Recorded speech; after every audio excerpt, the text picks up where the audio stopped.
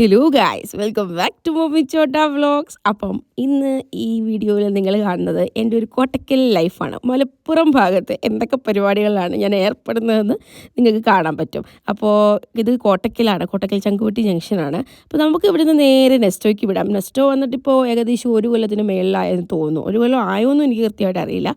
പക്ഷേ നെസ്റ്റോ ഇവിടുത്തെ അത്യാവശ്യം വലിയൊരു സൂപ്പർ മാർക്കറ്റാണ്, നല്ല വിശാലമായ ഷോറൂമാണ്. അപ്പോൾ നെസ്റ്റോയുടെ വിശേഷങ്ങളാണ് നിങ്ങൾ ആദ്യം കാണുന്നത്.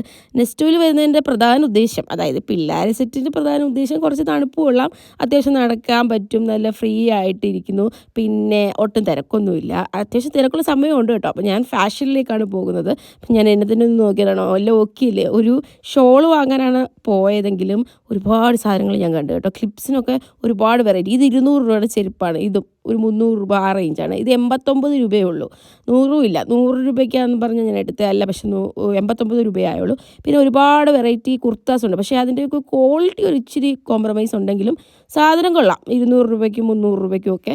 പിന്നെ ആ സെറ്റിന് 1800 സംതിങ് ആണ്. പിന്നെ ഇതുപോലത്തെ ലോങ് ഡ്രസ്സസൊക്കെ 1300 സംതിങ് ആ റേഞ്ചൊക്കെ ഉള്ളൂ. പക്ഷേ ഒരുപാട് കളക്ഷൻസ് ഉണ്ടായിരുന്നു. ഈ മാക്സി നല്ല ഭംഗിയിൽ കൊച്ചുമക്കൾക്ക്, ഒരു ടീനേജ് ആകുന്നതിന് മുമ്പുള്ള മക്കൾക്കൊക്കെ ഇടാൻ പറ്റുന്ന ടൈപ്പ് മാക്സീസാണ്. പിന്നെ collections of clip wide variety ഉണ്ട്. ഞാൻ പ്രധാനമായിട്ട് പോകുന്നത് ഈ സാധനം വാങ്ങാനാണ്. ഈ സാലഡ് കൗണ്ടർ എനിക്ക് ഭയങ്കര ഇഷ്ടമാണ്. അപ്പോൾ നമുക്ക് ഇഷ്ടമുള്ള ക്വാണ്ടിറ്റി എടുക്കാനും പറ്റും. കൊച്ചു ബാസ്ക്കറ്റും വലിയ ഡബ്ബയൊക്കെ ഉണ്ട്. അപ്പോൾ ഞാനൊരു ചെറിയ ഡബ്ബയിൽ ആവശ്യമുള്ള പ്രോട്ടീൻസ് അടങ്ങിയ സാധനങ്ങൾ എടുത്തു. അതിന് തന്നെ ഒരു 79 രൂപ അടുപ്പിച്ചായി കേട്ടോ. പിന്നെ ഒലിവ് ഫെസ്റ്റ് നടക്കുന്നതുകൊണ്ട് ഇഷ്ടംപോലെ ഒലിവ്സ് ഉണ്ട്. പേസ്ട്രീസ് ഒരു കമനീയ ശേഖരമാണ് ഗൈസ്, പേസ്ട്രീസിൻ്റെയൊക്കെ.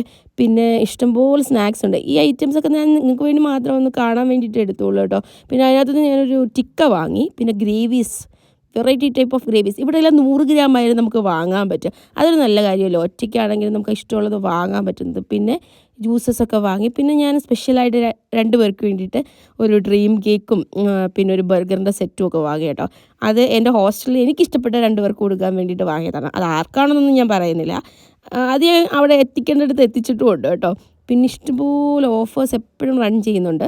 പിന്നൊരു ഇത് മേടിച്ചു, സംഭാരവും നല്ലതാട്ടോ. വിശക്കും ഈ ജങ്ക്സ് കഴിക്കുന്നൊരു ശീലം എനിക്കുണ്ടെങ്കിലും ബട്ട് മാക്സിമം ഞാൻ അത് അവോയ്ഡ് ചെയ്യും. ഈ 2 പാക്കറ്റും ഞാൻ പറഞ്ഞല്ലേ എനിക്കിഷ്ടപ്പെട്ടവർക്ക് വേണ്ടിയിട്ട് വാങ്ങിയതാണ്.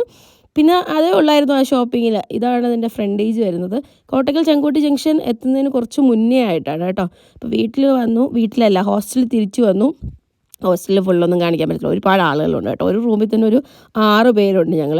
അപ്പോൾ ഞാൻ കഴിക്കുന്നതിൻ്റെ മനോഹാരിതയാണ് കഴിക്കുന്നത്. വലിയ താല്പര്യം ഉണ്ടായിട്ടല്ല, പക്ഷേ പ്രോട്ടീൻ കറക്റ്റായിരിക്കണം, കുറച്ചൊന്ന് നമ്മളൊന്ന് ശ്രദ്ധിക്കുന്നത് നന്നായിരിക്കത്തില്ലേ. അപ്പോൾ ഇതാണ് ഏറ്റവും ബെസ്റ്റ്. 79 റുപ്പീസാണ്. പക്ഷേ 79 രൂപയുടെ സാധനം മേടിക്കാൻ ഞാൻ 30 രൂപയും ചിലവാക്കി അവിടെ പോയിട്ട് വരുമ്പോഴത്തേക്ക് 150 രൂപ അധികമാകും കയ്യിൽ നിന്ന്.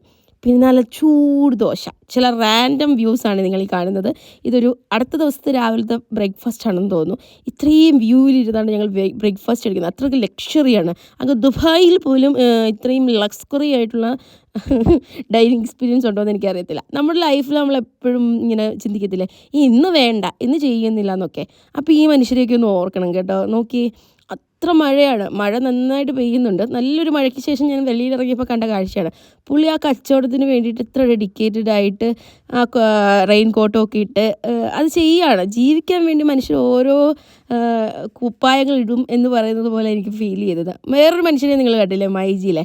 ഇതാണ് എൻ്റെ കോളേജ്. അപ്പോൾ കോളേജിലേക്കുള്ള നടത്തിയും റാൻഡമായിട്ടുള്ള വീഡിയോസാണ് കേട്ടോ. പിന്നെ ഞങ്ങളുടെ മുമ്പിലുള്ള ചായക്കട, ചായ ടൈം അല്ല ചായ നേരം, ചായ ടൈം എന്നൊക്കെ ആയിപ്പോയി, ചായ നേരമാണിത്.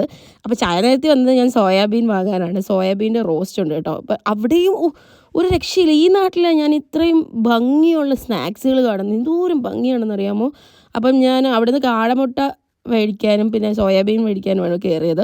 സ്നാക്സ് ഉണ്ട്, സ്നാക്സ് കഴിക്കത്തില്ലെന്നൊന്നുമല്ല, ഇഷ്ടം പോലെ സ്നാക്സും ചായയൊക്കെ ഇഷ്ടം പോലെ കഴിച്ചിട്ടുള്ള കടയാണ്. പക്ഷേ ഇപ്പോൾ അങ്ങനെയുള്ള പരിപാടി ഇച്ചിരി കുറവാണ്. അപ്പോൾ എനിക്ക് ആവശ്യമുള്ള സാധനം വാങ്ങാൻ വേണ്ടി പോയതാണ്. അപ്പോൾ റാൻഡം നെക്സ്റ്റ് ഡേ നിങ്ങൾ കാണുന്ന ഒരു ഔട്ട്ഫിറ്റ് ചെക്കാണ്. ഞാൻ ജസ്റ്റ് ഒന്ന് ഒരുങ്ങി കഴിഞ്ഞിട്ട് അവിടുത്തെ ഒരു കണ്ണാടിയുണ്ട്, കണ്ണാടിയുടെ ചുറ്റും ഒന്നും നോക്കണ്ട. അപ്പോൾ പാത്രം എടുത്ത് പോവുകയാണ്, കഴിക്കാൻ പോവുകയാണ് അത്. പിന്നെ നേരെ ഒരു ബസ്സിൽ കയറിയപ്പം ഞാൻ മാത്രമേ ഉണ്ടായിരുന്നുള്ളൂ ബസ്സിൽ.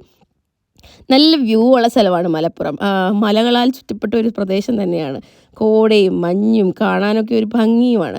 ഇതിൻ്റെ വൈറ്റ് കട്ട് ഇടയ്ക്കിടയ്ക്ക് ഞാൻ എന്നെ തന്നെ ഓർമ്മിപ്പിക്കും ചില കാര്യങ്ങൾ ജീവിതത്തെക്കുറിച്ച്. പിന്നെ തിരിച്ചു പോകാനുള്ള നേരമായി ഗൈസ്. അപ്പോഴത്തേക്ക് നമ്മുടെ ഫ്രൈഡേ ആയി കഴിഞ്ഞു. അപ്പം എൻ്റെ ബസ് ഞാൻ അങ്ങോട്ട് പോയ ഏവൻ തന്നെ തിരിച്ചു വന്നിട്ടുണ്ട്. അതിൻ്റെ സൈഡ് സീറ്റ് പിടിക്കുക, നേരെ വീട് പിടിക്കുക. ഇതാണ് പ്രധാന പരിപാടി, ഏറ്റവും ഇഷ്ടമുള്ള പരിപാടി. പക്ഷെ മഴയാണ്.